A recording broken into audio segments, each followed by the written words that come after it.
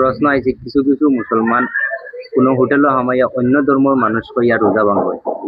আল্লাহ মাফ করুক, এরা তো আর মুসলমান নাই মনে হয়।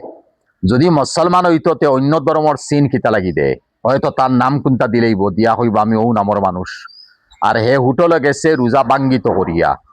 আল্লাহ পাকে এই সময় যদি মৌত দিলাই, তে তো হে ও হোটেল বা ও অবস্থার মধ্যে কাফিরি অবস্থার মধ্যে মরব। একটাবার চির জিন্দেগি আখেরাতের কথা ইয়াদ করো না, জাহান্নামের ভয়ানক শাস্তির কথা ইয়াদ করো না, আল্লাহর দেওয়া নিয়ামতের ইয়াদ করো না। এত নিয়ামত আল্লাহ আমারে দিছই, অথা নিয়ামত পাওয়ার পরে রমজানও কিতা নিয়ামত আমরা ইফতার আর সেহরির সময় পাই না, সারা রাত পাইয়ান না, সারা নিয়ামত আল্লাহ দিয়া দিছই।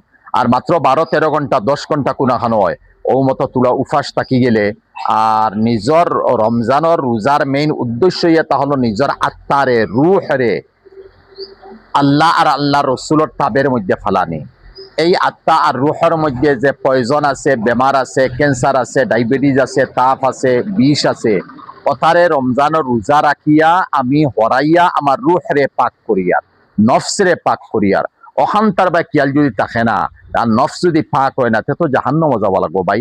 ইলা তুমি গয়রর দোকানে গিয়া তোমারে গয়র মুসলমান বলিয়া চিন দিও না, নবীর ফিরে তুহমত আনিও না। নবীর উম্মতর মধ্যে খাইল কিয়ামতর দিন নবী যদি সোয়াল করেন আমি দান শহীদ হয়েছি, পেটো ফাত্তর বান্দা আছিল, তইফার মাঠের মধ্যে আমি ইটা খাইলাম, বিজ্জত হইলাম।